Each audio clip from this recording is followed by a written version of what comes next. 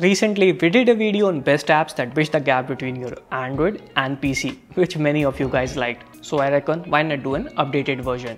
But this time, we will be covering the apps that bridge the gap between your Mac and iPhone. So let's check them out.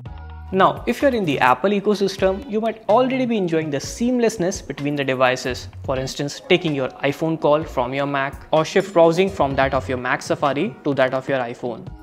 But guess what, there are third-party apps that go one step further, like unlocking your Mac from your iPhone, using your iPad as a second monitor, or typing on your iPhone using your Mac's keyboard. There are a lot of cool stuff you can do with these applications. So what are we waiting for? Let's check them out, shall we?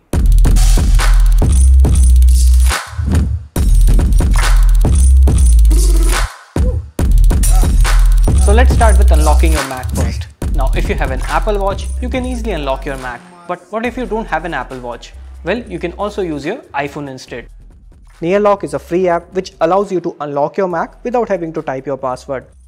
The app offers multiple options. You can use your Face ID, Touch ID, or even the proximity to lock or unlock your MacBook. But my favorite feature in the app is that it lets you know who is trying to unlock your Mac by clicking a picture using your Mac's webcam. It also has a clipboard manager to copy and paste text between the devices. But since this feature is now natively available in the Apple ecosystem, it doesn't count for much. Okay, so now that you've unlocked your Mac, how about we extend its display? And that's where Duet Display comes in. This iPad app lets you use your iPad as a secondary display for your MacBook. We use it to view our Final Cut Pro playback on our iPad while editing it on our MacBook Pro. Fun, isn't it? And the best part is, you can use both your touch and type feature on your iPad, which is particularly useful if you have an Apple Pencil. To get started, the app needs to be installed on both of your devices. Connect both of them with a cable or high-speed Wi-Fi and you're good to go. But the app will cost you around $10.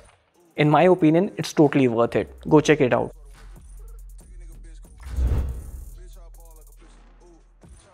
So if you've ever been in a situation where your iMac or MacBook is kept at a distance but you're too lazy to walk towards it, well then remote mouse is for you. Remote mouse, as the name suggests, uses your iPhone as a trackpad for your MacBook. You can move around the cursor and select text just like you do it on the trackpad. It even has a separate tab that brings out the media controls on your iPhone screen, and it works pretty much like the IR remote. The app of course has a keyboard which works in a landscape mode. But my favorite part of the app is the app launcher mode. It places all your Launchpad apps in the same sequence of your iPhone screen. Just tap and it will launch the app on your MacBook. Pretty cool, right? Remote mouse is free to download. Check it out. Now that you know how to control your Mac from your iPhone, how about we go the other way around?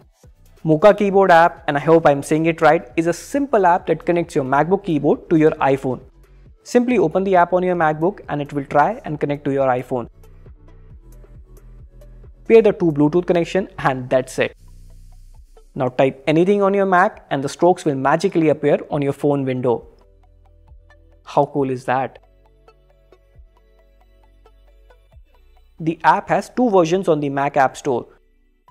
The only difference between the two is that the free version doesn't support delete key, which anyway is better than the apps like Type 2 Phone, which no doubt is popular but has a paid version only, which costs $10.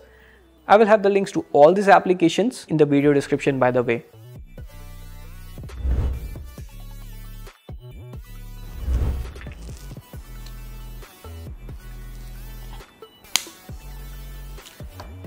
Okay, so this next tab doesn't necessarily bridge the gap between your Mac and iPhone, but if you have AirPods, it's worth considering. Thanks to the W1 chip, the moment you bring your AirPods closer to your iPhone, it gives you a nice looking pop-up. But the connection process in the Mac, well, it isn't that intuitive. With AirBuddy, however, you get the same iPhone-like pop-up on your Mac. There's also a widget on your Mac notification center that lets you monitor the battery level. If you have AirPods and often switch it between your Mac and iOS, definitely give this one a try. AirBuddy comes with pay what you want model, but the minimum is $5. This next app turns your iPhone into a security camera or a baby monitor. For instance, if I'm shooting a video and want to see how the setup looks like, I can set up the iPhone near my DSLR and see the footage happening real time on my Mac's bigger screen. Of course, you can do the similar thing with QuickTime, but EpocCam on the other hand works on Wi-Fi. The only caveat though is ads in the free version, although you can remove it and get features like microphone, manual focus, flashlight, etc. by upgrading to paid version.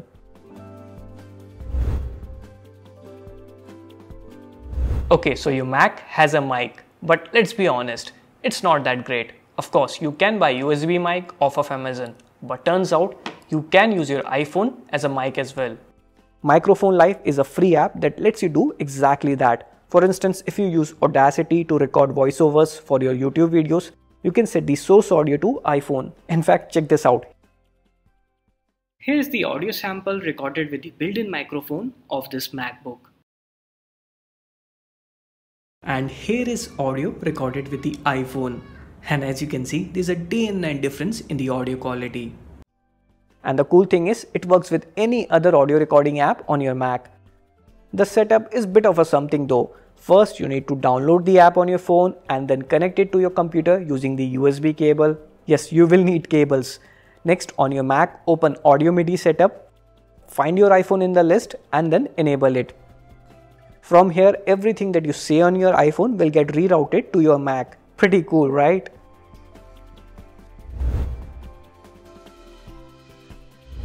Now that you know how to use your iPhone as a mic, how about we use it as a speaker? But why you wanna do that? Well, maybe you wanna watch a movie on your Mac and want to listen to the audio from the comfort of your bed, or let's just say the speakers on your Mac isn't working, and to fix all that you can use Airfoil. Once it detects the iPhone, click on it and there you go. Anything you play on your Mac will be rerouted to your iPhone this time. The app is free and works fine, although in the trial mode the quality degrades after 10 minutes, which obviously you can remove by getting the paid version that costs $35.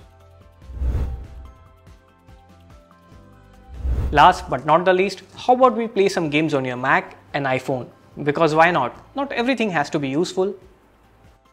So Air Console turns your iPhone into a motion controller and lets you play simple games on the website. But the cool part here is your friends can also connect their phones and play multiplayer games. You don't even need to download any application. Everything works on a web browser. Overall, there are a bunch of indie and racing games that we often play at TechWiser. You know, just for fun. So there you go, these were some of the cool applications to bridge the gap between Mac and iOS. Let me know which is your favorite one in the comment section below. And don't forget to check out our other video on me trying out the Apple ecosystem for 1 month. That's about it. It's Vinal signing off. We'll catch you guys in the next one.